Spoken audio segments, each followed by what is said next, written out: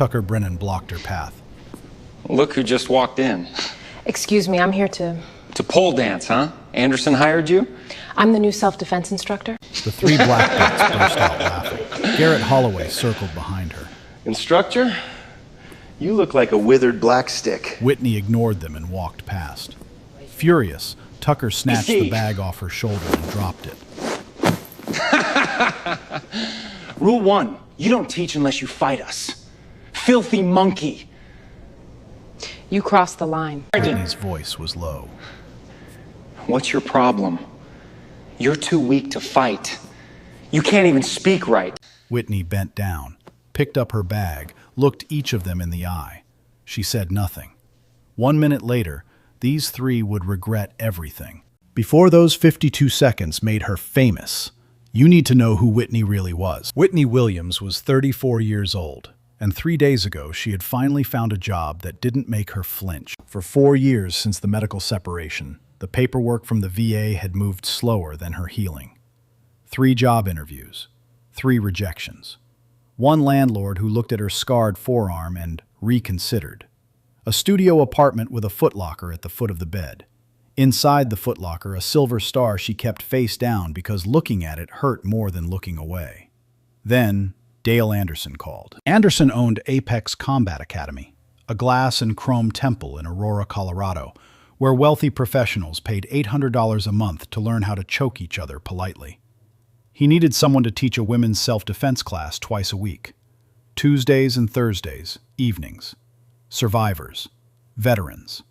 Women who flinched when men stood too close. He had read her file. The unclassified parts, anyway. "I'll take it," Whitney had said over the phone, her voice scraping out the words. The shrapnel and helmet had torn her vocal cords. She could speak. It just cost her. "One condition," she added. "Nobody knows what I did before." Anderson agreed. What Whitney didn't tell him was that she needed this job to feel useful again. Teaching was the only thing that had ever made the silence in her apartment feel less like a prison. Now, on day 1, she was standing in the locker room, listening to 3 men laugh on the other side of the wall. Tucker Brennan, 28, head instructor. Posters of him covered every column in the gym. He had been the academy's golden boy for 6 years, but his student count was dropping. A newer gym across town had pulled away half his roster. Tucker hadn't told anyone, but he was bleeding out professionally, and people who bleed out start biting. Hayden Voss, 26, Tucker's shadow. Black belt by talent, content creator by ambition. Every interaction in his life was a potential clip. He filmed his own breakfast. He filmed strangers crying. He filmed Whitney.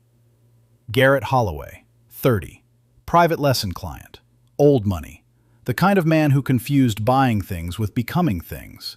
He had been training at Apex for 2 years and still couldn't pass the Blue Belt curriculum, but his quarterly check kept Coach Anderson's lights on. 3 men, 3 black belts, 1 running theme. They had all decided, in unison, that Whitney's class was beneath them. Whitney pulled on her black polo, instructor patch, no name tag, no insignia. She tied her hair back, checked the clock, and walked out toward the side mat where her class would meet. She had 8 students signed up. The first one was already waiting. Brenda Holcomb was 52, with a long sleeve covering bruises that were healing in the wrong color. She had left her husband 11 months ago and still slept with a kitchen knife under her pillow. She had emailed Whitney before the first class with 1 line: "I just want to stop being scared in my own body." Whitney saw Brenda, walked over, knelt down to her level, pressed her hand once against the woman's shoulder. Brenda exhaled like she had been holding her breath for a year. Across the gym, Tucker watched.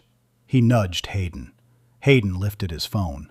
And somewhere behind them, a 19-year-old college sophomore named Maya Sutton was finishing her morning BJJ class, unaware that in 6 days, the man whose poster she had idolized for 2 years would dislocate her shoulder on purpose and call it training. This was day 1. It was about to get worse. 6 o'clock. The main mat at Apex emptied as the day class wrapped up.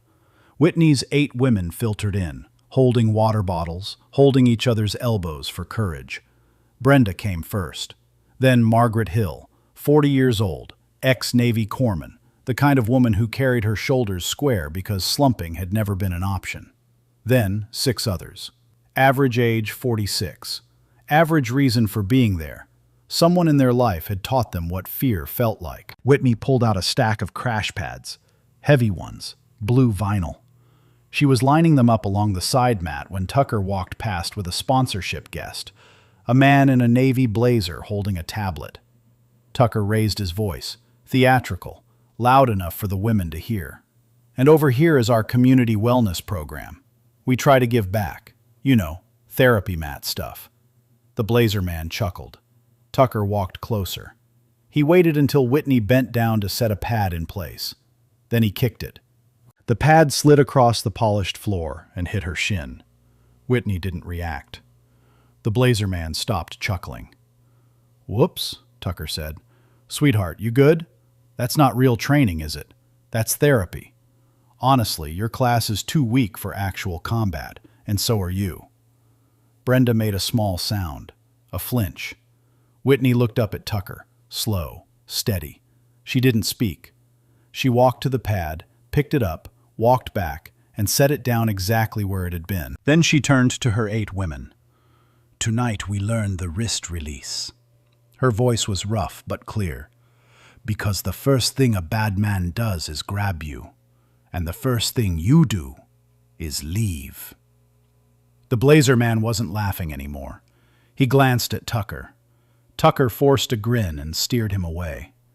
Hayden had filmed the whole thing. He posted it that night with the caption, "New instructor at Apex. Tuck welcomes her properly. LOL." The clip got 19,000 views in 12 hours. But what Tucker had just done, in front of a sponsorship rep, in front of 8 witnesses, in front of a live stream, was leave a trail.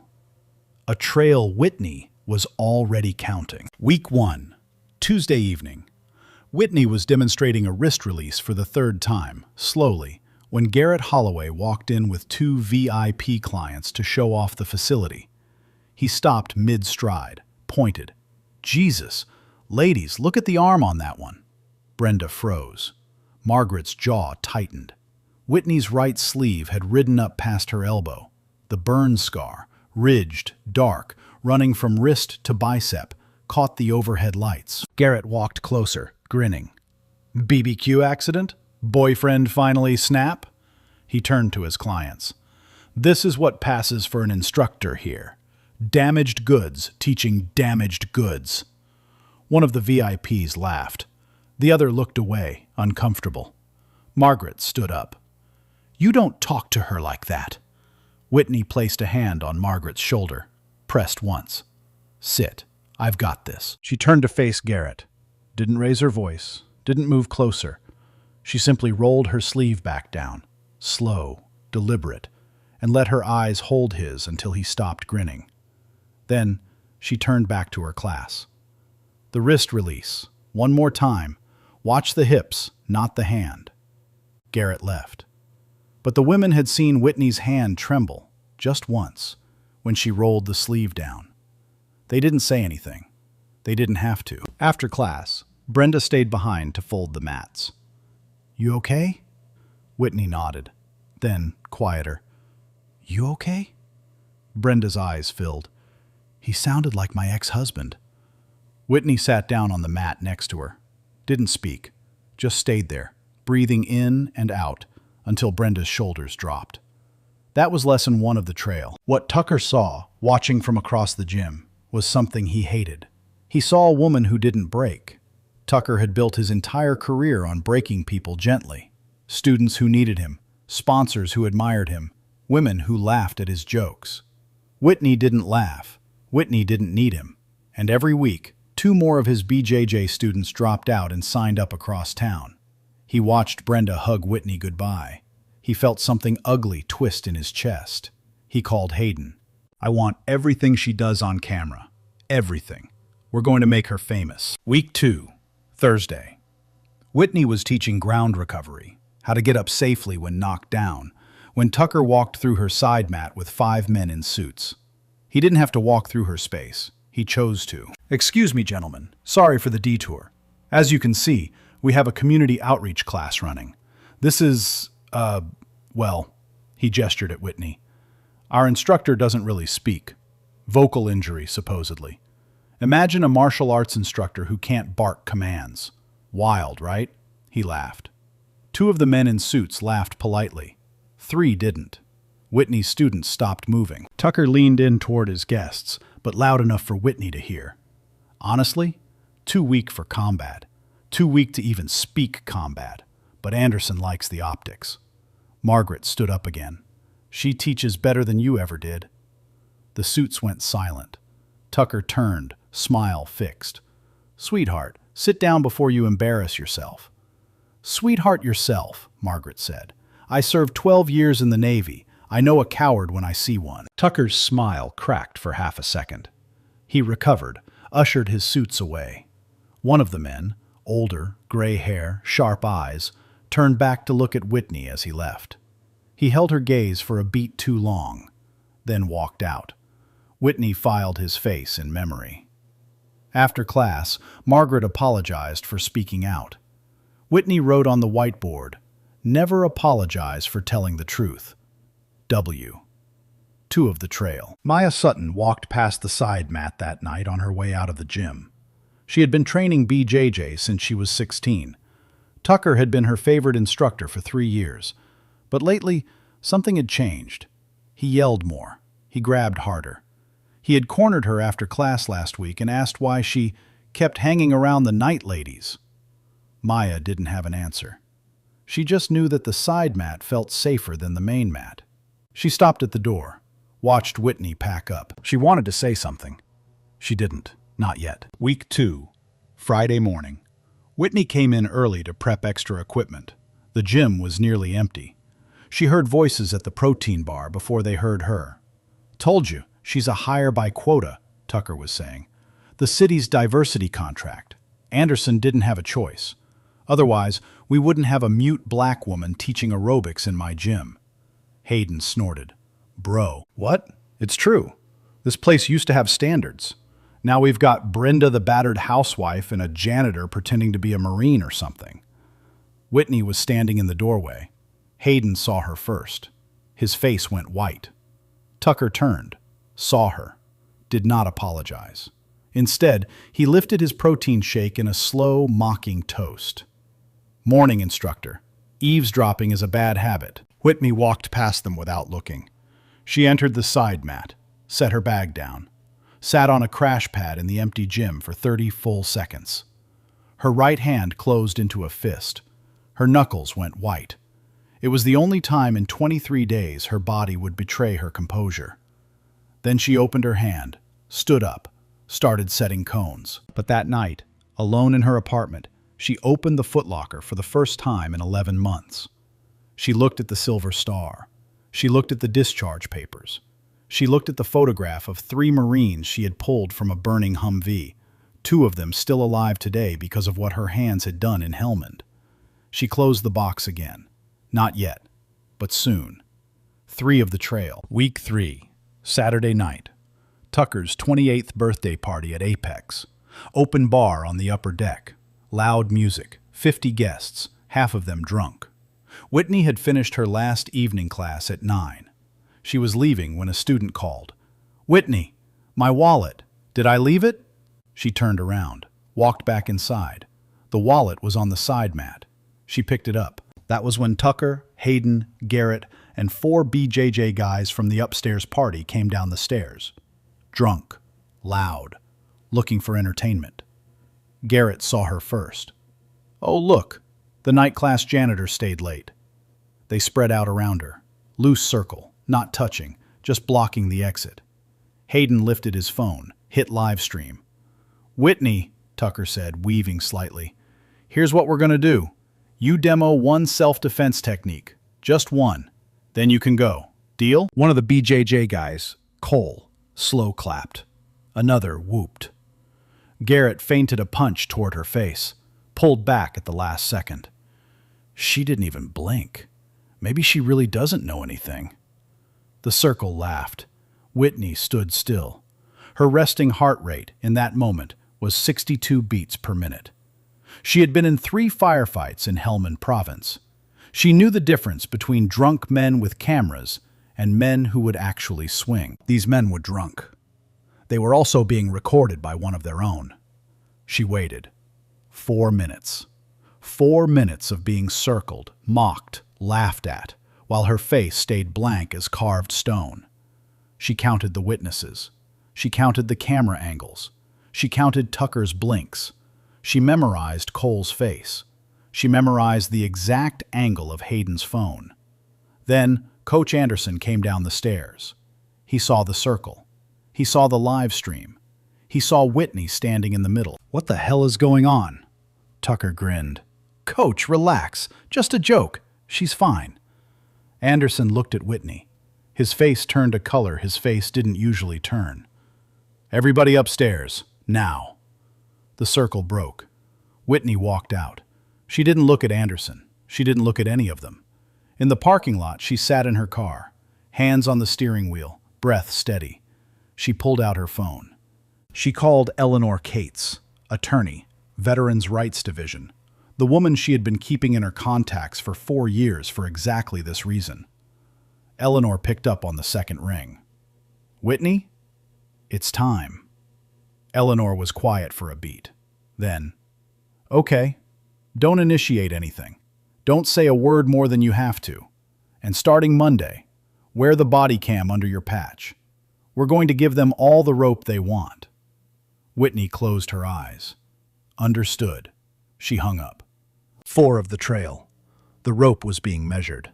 And upstairs, Tucker raised a toast to himself, certain he had won something. He did not know that the woman he had just terrorized had survived an IED that killed 2 of her teammates. He did not know that she had 3 witnesses in her phone, a lawyer on retainer, and a body camera arriving by mail on Tuesday. He did not know that every cruel sentence he had spoken for 3 weeks was about to become evidence. He thought he was the predator. He had no idea he had just walked into a trap built by someone who used to teach predator behavior to United States Marines. Section 5. Pause/counterplan. 296/300 words. WC-W. Tuesday evening. The body camera arrived in the mail. Whitney clipped it under her instructor patch, tested the angles, and walked into Apex carrying a duffel bag that now recorded everything. Maya Sutton walked in 5 minutes later with her right arm in a sling. She didn't make it to the side mat. She made it to the doorway. Then her legs stopped working and she sat down on the floor and started to cry. Whitney was on her knees beside her in 3 seconds. "What happened?" "He did it on purpose." Maya's voice was a whisper. "I asked him to slow down. He kept going. I heard the pop. He laughed." "Tucker?" "Yes." She held up her phone. "Then Hayden posted it. Look." Whitney looked. A 15-second clip. Maya on the mat, Tucker on top of her. The shoulder lock pulled past the safety angle. Maya screaming. Tucker grinning at the camera. The caption, "College girl thinks she belongs with the big dogs." 300,000 views. "My parents can't afford a lawyer," Maya whispered. "Anderson said it was an accident. If I report him to the Federation, I lose my scholarship. I lose my dorm. I lose everything." She looked up at Whitney. "I'm not going to be okay." Something in Whitney's face changed. Not anger, something older, something colder. She picked up the whiteboard marker, wrote 4 words, and turned the board toward Maya. "You are not alone." Maya read it, looked up. Whitney met her eyes. "I have people. Starting tonight, you do too." That night, Whitney texted Eleanor 1 sentence. "Bring the cameras. Saturday is the day." Saturday was demo day, the biggest filmed event of the year at Apex. Tucker had no idea the trap had just doubled in size. Saturday, demo day. 200 people packed the upper deck and lined the rails above the main mat. Sponsors, press, phones, 3 cameras on tripods angled at the floor. Tucker had been promoting this event for 6 weeks. Today was supposed to be his crown. He wore a fresh black gi, sponsor logos on every panel. Garrett sat in the front row in a $5,000 tracksuit, holding a phone for backup angles. Hayden roamed with his live stream open to 41,000 viewers. Whitney was setting up cones for her women's class, which started at 3. She had 8 students arriving in an hour. Eleanor Cates was already in row 3, briefcase at her feet, notarized timeline of events ready, body cam feed playing on her tablet. She had been there since the doors opened. Maya was beside her, sling still on, white-knuckled with nerves. Brenda and Margaret sat behind them. 6 other night class women filled the row. Whitney's people, in position, on the record. Whitney's body cam, clipped beneath the instructor patch, was rolling at 4K. Tucker did not know it existed. Tucker grabbed the mic. "Before we begin, special guest demo. Everyone, give it up for our newest instructor. Whitney, come on up. Show us what the night class teaches." The crowd turned. Cameras swiveled. Whitney didn't move. "Come on, sweetheart. Charity round. Just one technique. Don't be shy." "No, thank you." Her voice carried, rough but clear. The crowd murmured. Tucker's smile sharpened. He stepped off the platform, walked across the main mat, stopped 2 feet from Whitney. "I wasn't asking." His hand shot out and clamped around her right wrist, hard. He yanked her forward 2 steps onto the main mat, in full view of every camera in the building. That was the moment the law gave Whitney permission. What happened next lasted 52 seconds. Frame by frame, it would be replayed 19 million times. The first takedown. Whitney's hips rotated 3 inches. Her left foot hooked behind Tucker's right ankle. Kosoto Gake, the world's oldest takedown. Tucker's grip on her wrist became the lever that put him on his back. His head bounced once on the mat. The sound was sharp, a wet thump that traveled up to the rafters. A woman in row 2 gasped. A child in the back row started crying.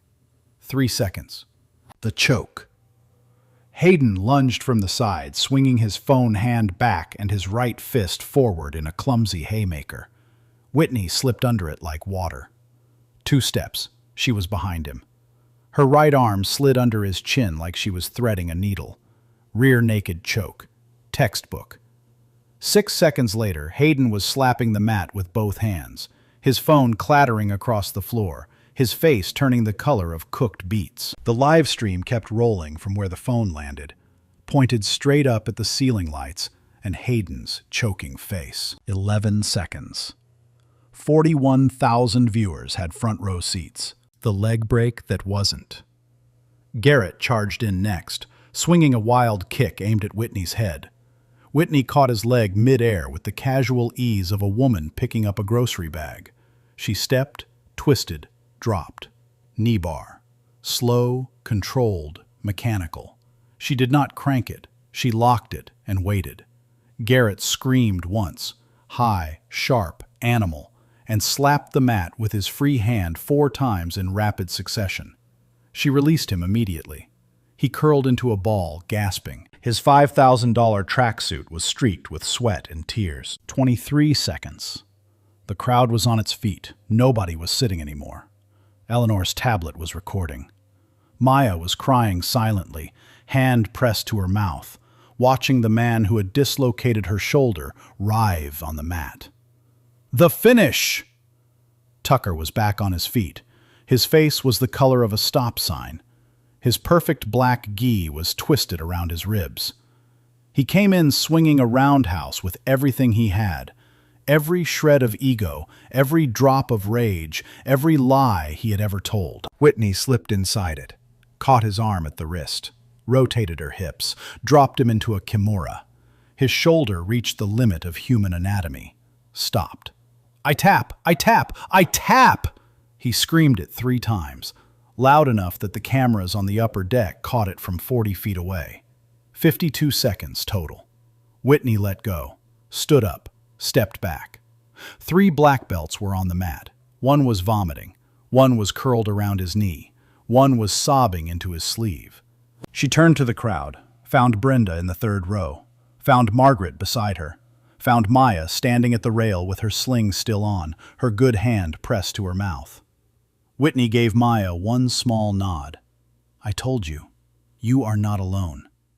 Then she walked off the main mat, picked up her cone bag, and returned to the side mat to finish setting up her 3 o'clock class. The silence in the gym lasted 4 full seconds. Then it broke. Phones exploded. Voices everywhere. Someone shouted, "Did you see that?" Someone else shouted, "Play it back!" A reporter from a local paper was already on her phone. Eleanor was typing.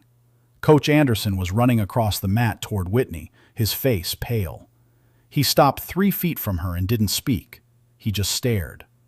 Whitney met his eyes for 1 second. Then she handed him a water bottle from her bag. "Class starts in 40 minutes, she said. "You might want to clear the mat." Anderson nodded slowly, like a man waking up from a long sleep. By 6 p.m., the clip had been mirrored to 11 platforms. By 9 p.m., it had 8 million views. By midnight, the hashtag #ApexDemoDay was trending in 17 countries. By dawn, every major sports outlet had picked it up with the same headline: "Mystery instructor submits 3 black belts in 52 seconds." Nobody knew her name yet. Nobody knew her past yet. In Helmand Province, in a quiet barracks half a world away, an old gunnery sergeant watched the clip on his phone, set it down on the table, and started laughing. Slow, deep laughter from the chest. "I'd know those hips anywhere," he said to no one. "Williams, hot damn, she's back."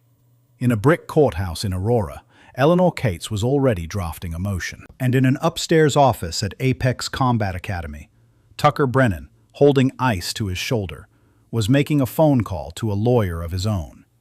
He had decided he was going to destroy Whitney Williams. He had no idea how badly that decision was about to backfire. By Sunday morning, the story had changed. At 9:14 a.m., Tucker Brennan's attorney filed a civil suit and 3 criminal complaints: assault, battery, reckless endangerment. The complaint described Whitney Williams as a deranged employee with a documented history of violent outbursts. It included 3 witness affidavits, one from Tucker, one from Hayden, one from Garrett, claiming Whitney had attacked them without provocation in front of 200 witnesses. At 10:30 a.m., Hayden uploaded a new version of the demo day footage to his channel. The edited clip ran 22 seconds. It opened with Whitney's hip rotation. It cut Tucker's wrist grab entirely. It ended with Tucker screaming, "I tap!" and Whitney standing over him. The caption read, "Apex assault. Female instructor goes off on 3 coaches. Charges pending." The new clip got 14 million views in 6 hours. At noon, Garrett Holloway posted an MRI scan of a torn ACL. 3 surgeries minimum, career possibly over. He attached a GoFundMe link. Donations crossed $60,000 by sundown. The narrative flipped overnight. By Sunday evening, the internet had decided Whitney was the villain. Hashtags shifted. Hashtag Justice for Tucker trended in 12 states. Pundits picked up the story. One cable host on a Monday morning show said the words, "clearly suffering from untreated PTSD," on live television, while showing the edited clip on loop. Whitney's phone rang at 8:14 a.m. Monday. It was Coach Anderson. "I have to suspend you, pending the investigation. I'm sorry, Whitney. The board met this morning. I tried." Whitney closed her eyes. "I understand. Your women are still scheduled for tonight. Cancel the class. Tell them I'll call them personally." She hung up, sat at her kitchen table, looked at the unopened pile of veteran disability paperwork on the counter, looked at the footlocker. Then she called Brenda, then Margaret, then the other 6. One by one. She told each of them the class was paused, not canceled. She told each of them she was not leaving them. Brenda cried. Margaret swore. One of the women, a survivor of a home invasion, asked if Whitney was safe at her apartment. Whitney told her yes. It was the only lie she told all week. By Monday afternoon, the district attorney's office had filed 3 misdemeanor counts: third-degree assault, harassment, and reckless endangerment. If convicted on all 3, Whitney faced up to 18 months in county jail. Online detectives took it further. Within 48 hours, anonymous accounts had discovered that Whitney Williams had been dishonorably discharged for assaulting a superior officer, a lie pulled out of thin air. The lie reached 4 million users before fact-checkers caught it. A second pundit on a different network suggested that perhaps the diversity hiring practices at gyms like Apex are creating safety risks. Brenda's grocery store co-workers showed her the clip and asked if she was scared of that woman from the gym. Brenda walked out of her shift early and didn't come back the next day. Maya's parents called her at college and asked if she was being safe. They had seen the edited clip. They didn't know the backstory. Maya hung up sobbing. A reporter knocked on Whitney's apartment door Tuesday morning. Whitney didn't answer. He left 3 business cards under the door over the next 2 days. Margaret called Whitney that night. "They're eating you alive." "I know," Whitney said. "What's the plan?" "Eleanor's working it. Stay off social media. Don't talk to reporters. Trust the cameras." "Whitney, are you scared?" A long pause. "I've been scared before. This isn't that." She hung up. She sat in her apartment with the lights off for an hour. Then she opened the footlocker. She took out 3 things: a small American flag folded into a triangle, a silver star medal in its case, and a sealed envelope marked DD-214, containing the official Department of Defense documentation of her service record. She placed all 3 on her kitchen table. She took a photograph of them with her phone and sent the photograph to Eleanor with a 1-line message: "Authorize full release. Everything." Eleanor texted back within 90 seconds. "Confirmed. Filing tomorrow morning. They have no idea what's coming." Across town, Eleanor Cates was working a 19-hour day. She had filed a discovery motion at 4 a.m. requesting the original Hayden Voss live stream metadata, all internal Apex security footage from the previous 90 days, Tucker's social media archives going back 5 years, Garrett Holloway's medical records, and a FOIA request to the Department of Defense and the United States Marine Corps for the complete service record of Whitney Williams. She had also subpoenaed Hayden's draft folder and the deleted ones. By Wednesday morning, Eleanor had everything she needed. The original 4K live stream from Hayden's phone, uncut, undated, with Tucker's wrist grab clearly visible at the 14-second mark. Apex's interior security cameras, 3 angles, showing Whitney's body language for the entire 46 minutes preceding the fight. Tucker's social media archive, including 6 different posts where he had claimed to be a 3-deployment combat veteran, with photographs he had pulled from stock military image sites. Garrett's MRI metadata, including the original file name, Holloway_ski injury_2023.dcm, and Hayden's deleted text thread, recovered from carrier records, showing one message sent to Garrett at 11:47 p.m. on Saturday night. "Bro, we have to sell the ACL thing or we're cooked." Eleanor printed everything in triplicate. She labeled the folders by color: red for the lies, blue for the truth, gold for Whitney's service record. Then she called Whitney. "They built their case on 3 lies," she said, "and every single one of them is going to break on the same morning." "When?" "Pre-trial hearing, Thursday, 9 a.m. Bring the medal." Whitney was quiet for a long moment. Then she said, "Eleanor, one more thing. There's a man in the gym, older, gray hair. He was with Tucker's sponsors on the 2nd Thursday. He watched me. I think he knew." Eleanor wrote it down. "I'll find him." That night, Tucker Brennan ate dinner with his lawyer at a steakhouse downtown. He toasted his anticipated victory. He laughed. He ordered the most expensive bottle on the menu. He had no idea that across town, a quiet woman with a silver star on her kitchen table was opening the envelope that contained her military service record for the first time in 4 years. Or that an old soldier had just bought a plane ticket to Aurora. Thursday, 8:47 a.m., Aurora District Court, Department 3. Whitney Williams walked through the metal detector wearing a dark gray suit she had purchased on Wednesday afternoon. No medal pinned, no flag pin, just a plain steel watch and a manila envelope tucked under her arm. Tucker, Hayden, and Garrett sat at the plaintiff's table in $2,000 suits. Tucker was smiling. Garrett wore a knee brace he did not need. The courtroom was packed. Reporters, sponsors, 6 rows of Whitney's people. Brenda, Margaret, the night class women, Maya in her sling, 2 veterans Whitney had served with in Helmand, and at the back, in row 7, an old man with gray hair, weathered hands, and a Marine Corps lapel pin barely visible under his collar.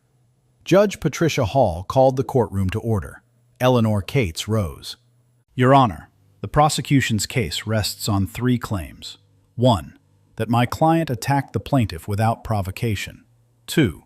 That the plaintiff's associate sustained a torn ACL in the incident. 3. That my client has a documented history of violence.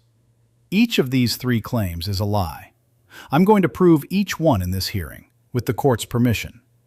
Judge Hall nodded. Proceed. Exhibit A. Eleanor played the original 4K live stream from Hayden's phone, uncut, with metadata timestamps visible. At 14 seconds, the entire courtroom watched Tucker's hand reach out, grab Whitney's right wrist, and yank her forward. Tucker's lawyer leaned over to whisper to him. Tucker's smile faded 1 notch. Exhibit B. Eleanor displayed 3 message logs recovered by court subpoena from Hayden's deleted text folder. The most damning, sent at 11:47 p.m. on the night of the incident, read, "Bro, we have to sell the ACL thing or we're cooked." Garrett's face went the color of old paper. Hayden looked at the floor. Exhibit C. Eleanor displayed Garrett's MRI scan side by side with its original file metadata. The file name read Holloway_ski injury _2023.DCM. The date of the scan, November 9th, 2023. 3 full years before demo day. A reporter in the second row whispered audibly, "Oh my God." Garrett's lawyer requested a recess. Judge Hall denied it. Exhibit D. Eleanor turned and faced the plaintiff's table directly. Mr. Brennan has spent 5 years marketing himself as a 3-deployment combat veteran. He has appeared on 6 podcasts, 2 televised interviews, and 43 sponsored social posts using this claim. He has accepted veteran-affiliated sponsorships totaling $410,000 based on this claim. She raised a folder. This is the official response from the United States Department of Defense and the National Personnel Records Center, pursuant to FOIA request 26-FN-3022-DCS. The response states, and I quote, that there is no record of any branch of service of any individual named Tucker James Brennan, matching his date of birth, having ever enlisted, served, deployed, or been honorably discharged from the armed forces of the United States. Eleanor lowered the folder. Your Honor, Mr. Brennan has committed multiple counts of stolen valor under federal statute 18 U.S.C. section 704. This will be referred to the United States Attorney's Office at the close of this hearing. Tucker's face was bone white. The courtroom was completely silent. Eleanor was not done. I'd like to call my first witness, Mr. Daniel Reeves, second chair instructor at Apex Combat Academy. Daniel Reeves walked to the stand, 36 years old, sandy hair. He had been Tucker's quiet number 2 for 4 years. He had also been keeping notes. Mr. Reeves, how many times in the past 3 weeks did you hear Mr. Brennan use the phrase, "too weak for combat," in reference to my client? 7 times. And how would you characterize his behavior toward Miss Williams? Daniel took a long breath. It was harassment. It was racial. It was repeated. And every single one of us in the gym was afraid to say anything because Tucker controlled the schedule. He looked at Tucker. I'm done being afraid. The motif broke under oath. Eleanor called her second witness. The gray-haired man in row 7 stood up. My name is Gunnery Sergeant Martin Hale, United States Marine Corps, retired. I served 28 years. From 2014 to 2018, I served as senior cadre instructor at the Marine Raider Combative Selection Course at Camp Lejeune. He paused. Whitney Williams was my colleague. She trained the instructors who trained the Raiders. She held the highest combative certification any Marine can hold, MCMAP Black Belt, 6th degree.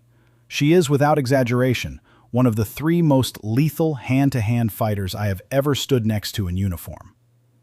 A reporter in the back stood up. Another one followed. On April 14th, 2019, in Helmand Province, Whitney's convoy hit a buried IED. The lead Humvee was on fire. 2 Marines were dead. 3 more were trapped inside. Whitney sustained a partial vocal cord laceration from shrapnel and second-degree burns on her right forearm. With her own body on fire, she pulled all 3 Marines out of the burning vehicle. 2 of them are alive today. One of them is sitting in row 4 of this courtroom. A man in row 4, early 30s, prosthetic right leg, raised his hand. The gunnery sergeant continued. Whitney was awarded the Silver Star and the Purple Heart by direct recommendation from her battalion commander. The citation is a matter of public record. I have a certified copy here. He handed the document to the bailiff. The bailiff handed it to Judge Hall. Judge Hall read it aloud. For conspicuous gallantry and intrepidity in action, at extraordinary risk to her own life, Staff Sergeant Whitney L. Williams, United States Marine Corps. The courtroom did not make a sound. Tucker Brennan was crying. Garrett was looking at his shoes. Hayden had not lifted his head in 4 minutes. Stop right here. Before I tell you what the judge said next, I really need to hear from you first. This man stole a war hero's honor, lied for years, and got caught on every single count. What sentence would you give him? Drop it in the comments right now. Eleanor turned to Whitney. Your Honor, with the court's permission, my client would like to make one statement. Granted. Whitney stood, walked to the witness stand. She did not bring notes. She did not bring the medal. Judge Hall. Ms. Williams, do you wish to address the court? Whitney looked at Tucker for 1 long second. Then she looked at Maya. Then she looked at Judge Hall. 3 words, rasped clearly. I chose restraint. Judge Hall closed her file folder. All charges against Ms. Williams are dismissed with prejudice. Mr. Brennan, Mr. Voss, and Mr. Holloway, you will be remanded for evidentiary review. The matter of stolen valor charges and conspiracy to commit perjury will be referred to the United States Attorney by close of business today. She brought down the gavel. Whitney walked out of the courtroom. Behind her, 3 men in $2,000 suits sat at a table that had become the wreckage of their own design. The hashtags shifted again. Hashtag Justice for Whitney. Hashtag Silent Matt. Hashtag Stand for Restraint. By sundown, the world knew her name. The consequences came down like dominoes. Within 72 hours, the United States Attorney's Office filed federal charges against Tucker Brennan under the Stolen Valor Act, plus 2 state charges for perjury and 1 for conspiracy to defraud.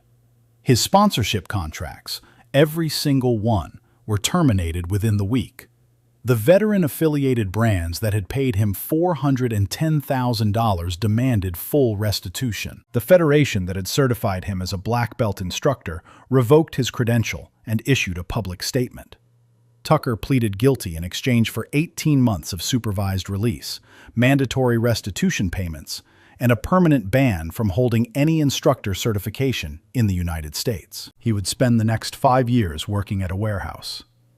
Hayden Voss agreed to cooperate fully with prosecutors in exchange for a reduced sentence. He received 12 months of probation and was ordered to perform 400 hours of community service teaching at-risk teenagers, a placement chosen specifically so that he would face, in person and every week, the kind of young people whose pain he had once monetized. Garrett Holloway's family paid a quiet 7-figure settlement directly to Whitney to keep his name out of further proceedings. The check cleared on a Tuesday. Garrett moved to Florida the following week and was not heard from again. Coach Dale Anderson held a press conference at Apex Combat Academy on a rainy Friday afternoon. He stood at a small podium with no notes. I built this gym for 31 years. I let it become something I am ashamed of. I failed Whitney Williams. I failed Maya Sutton. I failed every woman who walked through those doors hoping to find something safe and was met instead with cruelty. I am selling the gym. I am leaving the industry. And I am asking Whitney Williams to accept a public apology that no words of mine will ever be large enough to make right. He sold Apex 3 weeks later. He sold it to Whitney. She paid $1. Whitney renamed the academy. The new sign over the front door read 3 words in plain white letters: Silent Matt. She used the settlement money to make every class free for women veterans, survivors of domestic violence, and any woman who walked in with a referral from a shelter or a VA caseworker. The night class became the day class. The day class became 7 days a week. Maya Sutton, shoulder fully healed within 6 months, became Whitney's first assistant instructor. She was 19 years old, a college sophomore, and she taught beginner BJJ on Saturday mornings to a class of 15 women, half of whom cried at least once during their first session, all of whom kept coming back. Brenda Holcomb taught the Intro to Fear class on Wednesdays. Margaret Hill taught military-style ground recovery on Tuesdays. The night class women became the leadership. The hashtags became a movement. Hashtag Silent Matt crossed 3 million tagged posts within 4 months. Women in 22 countries started self-defense circles using Whitney's curriculum, which she had quietly uploaded, free, no copyright, to a simple website with no advertising. Hashtag Stand for Restraint became a phrase printed on t-shirts, tattooed on forearms, painted on protest signs at city halls. It meant, I have the power. I am choosing not to use it until I have to. 6 months after the verdict, the Colorado State Legislature introduced House Bill 2904, informally titled Williams Rule. The bill required every certified martial arts instructor in the state to undergo annual background checks, mandatory reporting of student injuries, and public disclosure of any prior conduct complaints. It passed both chambers with bipartisan support. The governor signed it on a Tuesday morning at Silent Matt, with Whitney standing 2 feet behind him. She did not speak at the signing. She did not need to. The pen scratched, the cameras flashed. A new kind of quiet was being written into law. 1 year later, Silent Matt opens at 6 in the morning. The lights come up slow. The mats are blue and clean and worn in the right places. There are no posters of anyone on the columns. There is a single photograph in a small frame above the front desk. 3 Marines, smoke behind them, all of them alive. On a Tuesday morning, Whitney Williams teaches a beginner's class of 12 women. Half of them are veterans. 3 are domestic violence survivors. 2 are mothers whose daughters were assaulted in college. 1 is a federal prosecutor, learning ground recovery on her lunch break. Whitney's voice is stronger now. The vocal cord scar is still there. It always will be. But she has built up the muscle around it, breath by breath, class by class, until the words come out the way she wants them to come out. After class, a young woman stays behind to roll up the mats. Her name is Jada Marshall. She is 22 years old, recently separated from the United States Army, and she has been coming to Silent Matt for 3 weeks. She has not yet told anyone in the class why. Jada pauses, looks at Whitney's right forearm, and asks the question she has been holding for 3 weeks. Coach, where did you get the scar? Whitney does not flinch. She raises her hand to her chest, makes a small, sharp sign, the word fire in American Sign Language, the first word she ever taught herself to sign in the months after Helmand, when speaking still hurt. Then she lowers her hand, looks at Jada, and uses her voice, rough, clear, steady. Fire and family. Jada nods slowly, doesn't speak, sits down on the mat next to Whitney. They roll the mats together in silence. Behind them, on a small shelf in the office, 2 objects sit side by side. A silver star, no longer face down, and a body camera, retired now, the lens covered with a small piece of black tape. 2 tools, one for survival, one for proof. Both still in service, in different ways. I told this story because I have watched the world judge a woman before she even speaks. Whitney never had to prove she deserved respect, but the world still demands the proof. I want my daughter to know both of those truths. If this story moved you, here is what I would ask. Tell me in the comments about someone in your life who deserves to be seen the way Whitney deserved to be seen on day one, before anyone knew her name, before the medal, before the headlines. A coworker, a neighbor, a quiet woman in your gym, a veteran on your block. Tell me their name. I read every one. Share this video with one person who has ever been told they were too weak for combat, in any room, in any voice, on any day of their lives. They need to hear how that sentence ends. Subscribe to this channel if you believe restraint is a kind of strength, and that strength used in defense of others is the highest form of either. And if you are a veteran watching this, thank you. We see you. We are still building the world that deserves what you carried. Hashtag Silent Matt. Hashtag Stand for Restraint. Hashtag Justice for Whitney. The mats are rolled. The lights go down. The doors are unlocked tomorrow at 6. The class continues.